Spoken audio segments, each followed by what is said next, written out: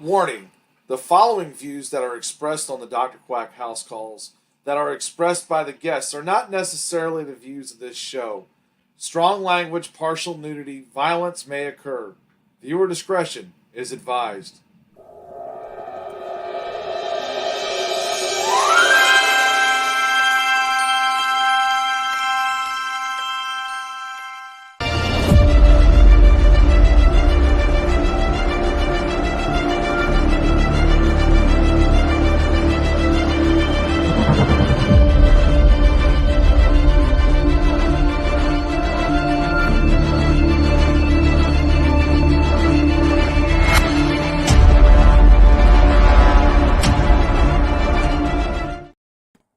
Hello, everyone. Welcome to the House Calls. I'm Dr. Quack, and tonight I have a special guest for you. This man is a Indiana Pro Wrestling Hall of Famer. Ladies and gentlemen, let me bring him on. Big Country.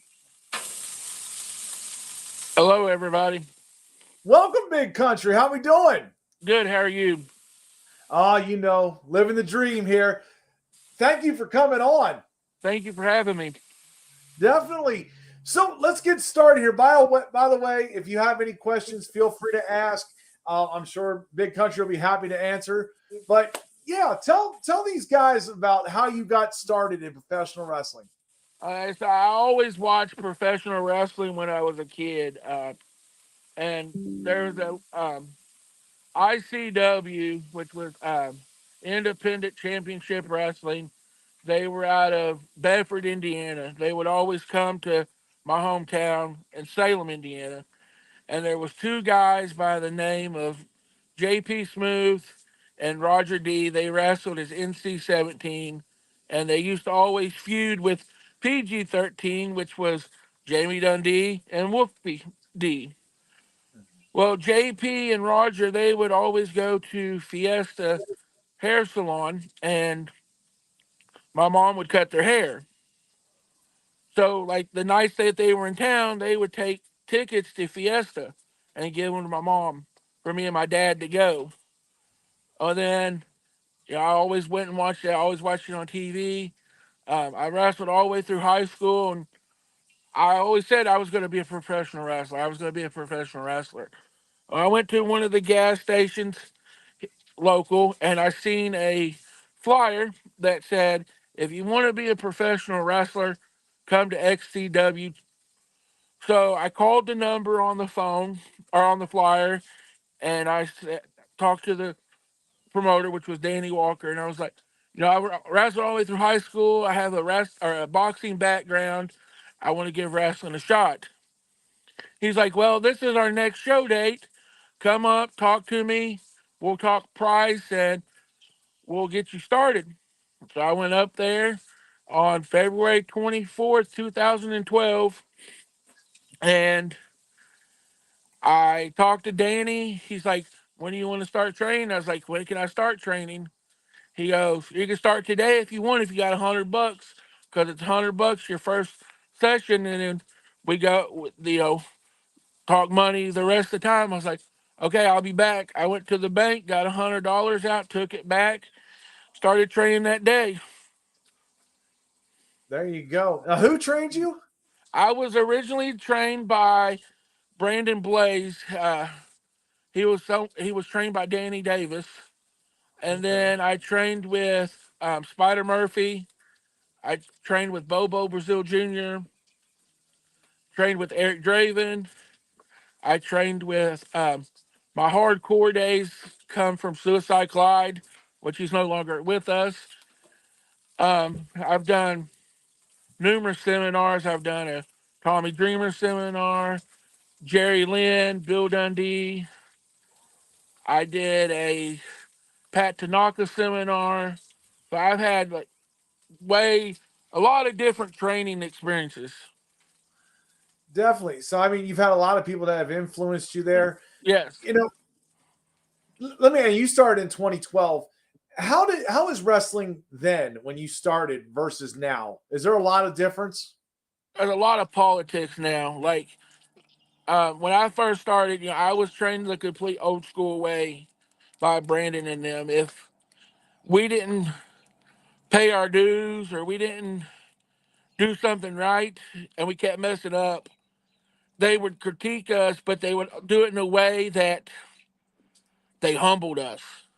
Mhm. Nowadays, like I've seen people just go buy a pair of boots off Amazon and go buy a pair of tights from like Walmart and show up and think they're a wrestler. Definitely. Yeah. Something I wanted to ask you though. How do you keep yourself in ring shape? I don't. I blow up quick. But Like, I work smart, not harder. okay. So I'm not gonna go out here and do 100 million spots. Boom, boom, boom, boom, boom. You work smart. Don't blow yourself up. Yeah. What's the longest match you've had recently? The longest match that I wrestled recently was in June. Um, it was a gauntlet match. It was for the to be the king of the 5-star tournament. I entered number two, and there was 10 guys in the match, I think, and it went almost 45 minutes. I started at number two and was one of the last two in the match. Okay. That's definitely a lot of time there. Yeah, Um, especially for a big guy. yes. I mean, how much do you weigh? Gimmick weight or actual weight? Gimmick weight. Let's go with gimmick weight. Sure. Okay, so gimmick weight, because I hail from Black Mountain, Kentucky. My gimmick's a country gimmick. Mm-hmm. So I wanted to be unique with my weight. So I say I weigh at 3.5 steals. And everybody's like, what are you talking about? Moonshine stills. Well, are they empty or full? And I'm like, it depends on the day. Depends on the day. That makes a lot of sense. That's a good analogy there. Oh my goodness. So you usually don't see a lot of guys your size. A lot of guys are around my size. They're about like 5'10, Right. 230. How is that working with smaller people? How does that work for you? Do they ever look at you and go, "Hey, can I body slam you?" I've had people say that, and I'm like, oh, yeah, you can try, but you're not going to. You don't give them that opportunity. No, I did do, there was a match, I don't know, it was like when I first started. We were doing a battle royal, and it come down to me and a midget or a little person, and I get him, and I'm working with him. I was like, body slam. He, huh? Body slam me. He's like, I can't body slam you. I was like, yes, you can. I was like, I'll do all the work. You just do the motion. And he did it, and he He felt did like it. a big star, didn't he? Right, right. So, I mean, he's like, oh my gosh, I just body slammed the big guys. Oh wow. So I mean, you've been doing this 12 years. When did you get inducted into Hall of Fame? Um, I got inducted into a Hall of Fame on April 7th of 2018. 18. So you spent 6 years and you went in directly in. What was that feeling like?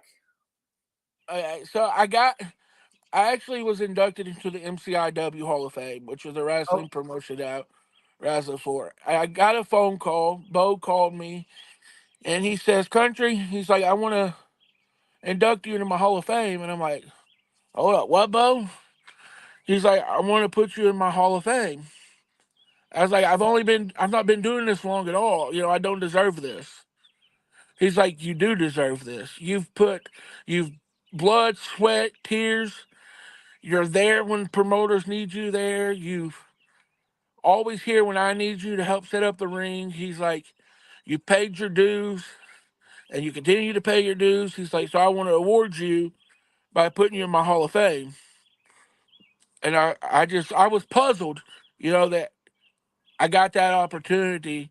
And not only did I get to go into the MCIW Hall of Fame with, my brothers, I got to go into the MCIW Hall of Fame with JP Smooth, which I mentioned earlier that I used to watch when I was a kid.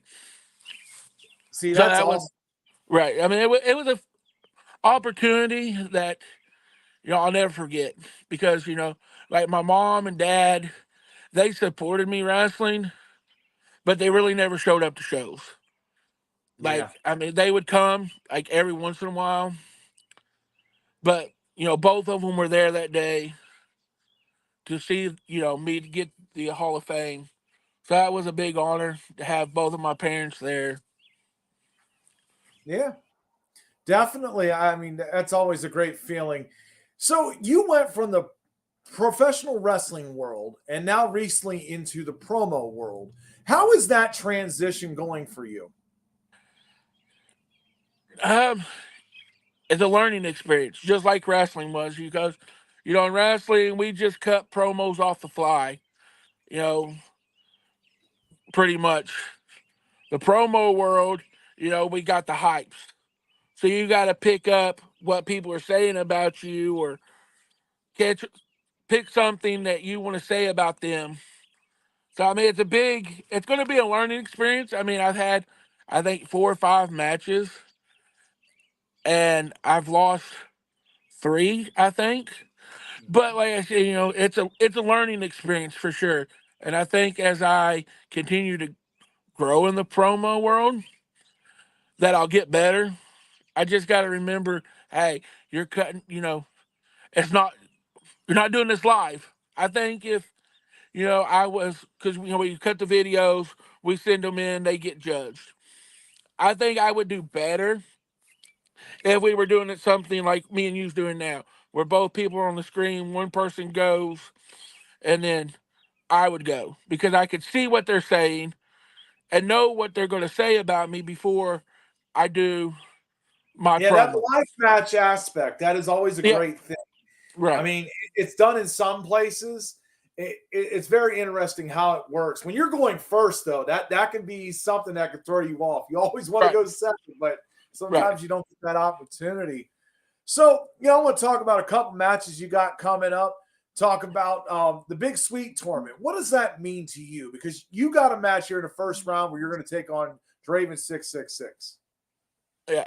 So I mean, for me to be a newcomer and get put into this tournament, like I mean, I really didn't personally know Big or Jeff Sweet, but for me to be put in that tournament to compete is an honor because it makes me feel like everybody in the promo world has a,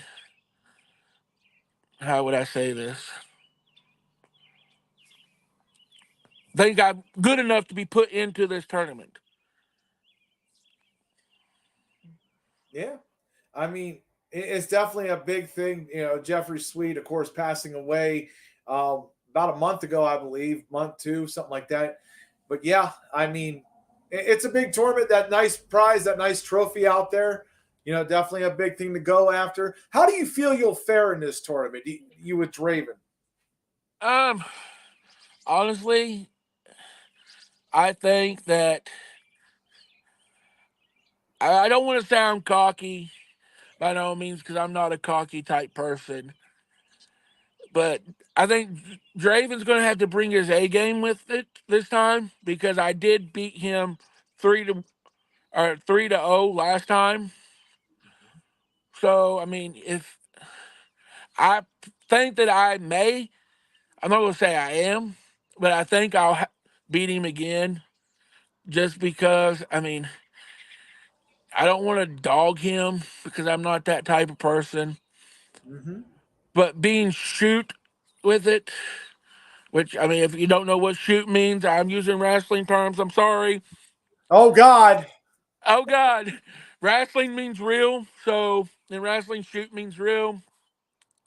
Uh, I think I have it in the bag. Okay. That's definitely some confidence there. I'm going to go to some word association here. I'm going to give Okay. you a name for a subject. By all means, give your thoughts. Let's Okay. go in first hardcore wrestling. Okay. So I'm a hardcore wrestler. I've For 6 years of my career, I did nothing but hardcore wrestling. A lot of people hate it because they say it's a mud show. It's a blood sport.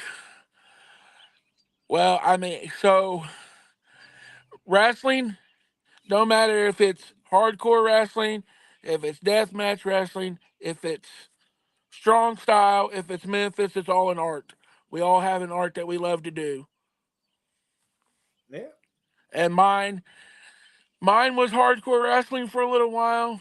I recently just done a hardcore match, which was last Friday. A week, be 2 weeks. Um, yeah, 2 weeks ago, I did a street fight for the first time in 6 years. What was So that I like mean, for you? it brought back a lot of emotion, a lot of frustration that I had built up because there's a reason why that I got out of hardcore wrestling, and I mean, I'm not going to use actual names,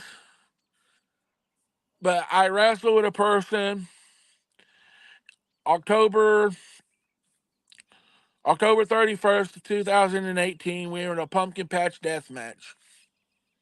Um, Person pretty much says, hey, what we doing? I was like, I don't know yet. We're gonna go out there. We're gonna work a match. We're gonna have fun. We're gonna use gimmicks. So I make my gig, and he's like, "Can you make me one of those?" Sure. So I make the gig. I hand it to him. When I handed it to him, he's green. He says, "What do I do with this?" Oh shit. I'm like, "You don't know what to do with it." No. So I tell him, and he's like, "Well, can you do it for me?" Nope. If you can't do it the right way, you don't need to do it. Right. And he's like, "Well, you do it for me." Nope. Okay. Well, I want to bleed too. Can you bust me open the hard way in front of my wife and kids? Nope. So he keeps going on and on and on. He's with promoter comes downstairs and he says, "All right, so what are you guys doing?" I was like, "We're gonna work." Well, he asked the dude, he was like, "Are you gonna bleed too?" He's like, "I don't know how to do it. Country won't do it for me." But I asked him to hard way me. Promoter goes, "Nope."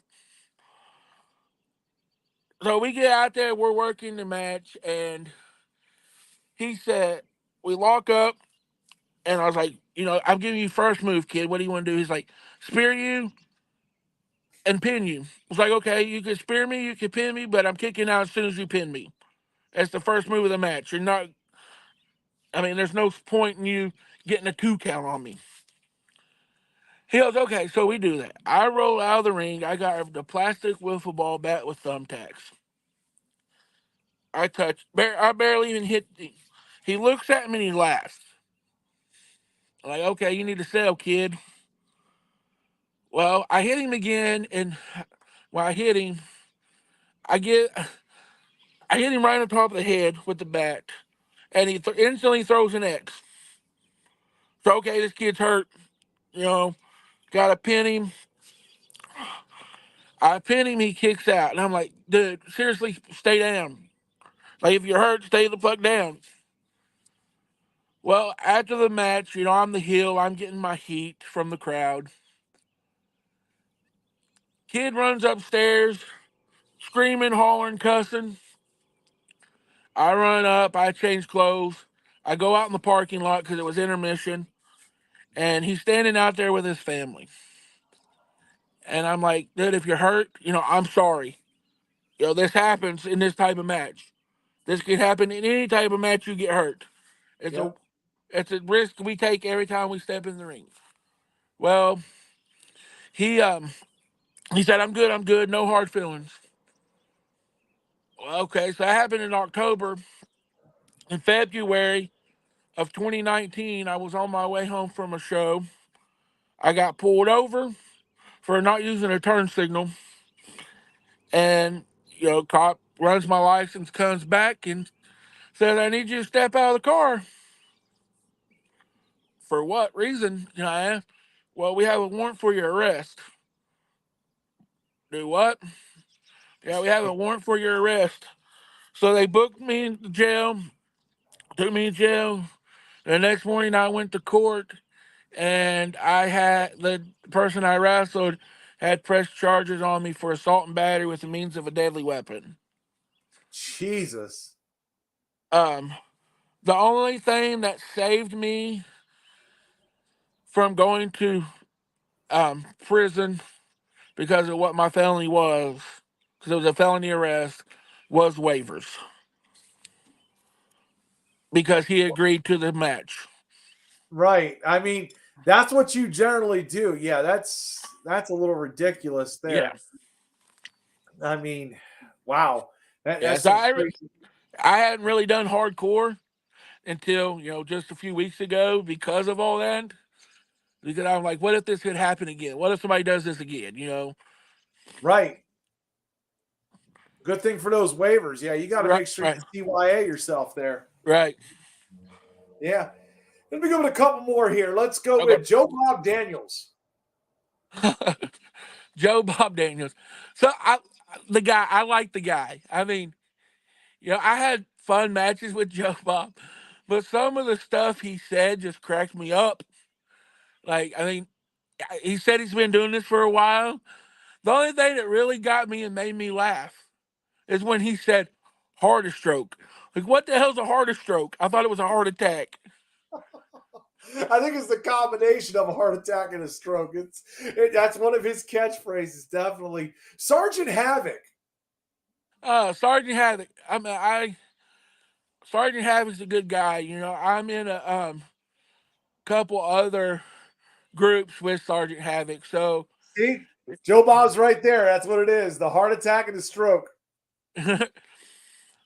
but Sergeant Havoc, I've got to know him a little bit on a personal basis, and I mean, I really think he's a good guy, and I think he's a great promo artist. And I really respect him for the fact that he has fought for our country, and he is a Purple Heart. Like, that means a lot to me because I'm all about giving back to the veterans. I think veterans should have more than what veterans have today. Yeah, I totally agree with that. Mama Purge.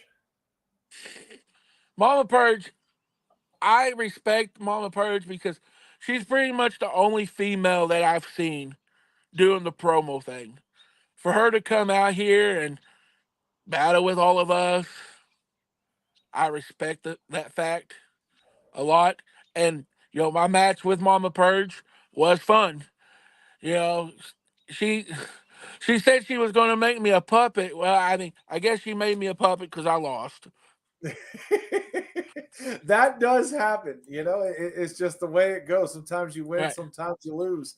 But let me go into some rapid fire questions before we wrap Okay. this up here. Let me ask here your favorite place to wrestle. My favorite place to wrestle would have to be um my hometown. Like when we used to do shows here, like it's kind of died out here Mhm. because there were so many promotions that's come through. But my hometown's probably been my favorite. Okay.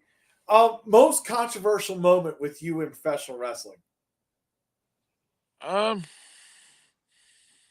or that you've seen. Okay. So with a fan or with just However, yeah, fan or wrestler. okay. Probably Crossville, Illinois. I went and wrestled for a promotion called Strictly Insane Pro Wrestling. I was in a tag team battle royal, which that was weird. Um, the way it went, if you or your partner got eliminated, both people were out. Both teams, your whole team was out. So we get there, first time ever there. I look at the promoter, and I'm like, "You want his heel or do you want his baby?" He's like, "You guys go out there, be heel, be super heel, get the crowd pissed off." Okay, can Yeah. do that. Do I have any limits? No, I don't care. I don't run a PG show. I don't run a show. I don't run a PG show. I just run a show. Whatever you say, if they get mad, they can not come next show. It's like, okay. We go out. There's this old lady. She's sitting in the crowd. She's probably in her 60s.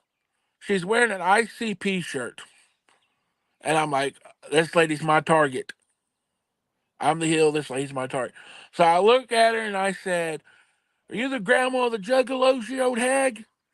So she gets up and she's starting to walk to the ring. So, typical heel, they're going to invite the person into the ring.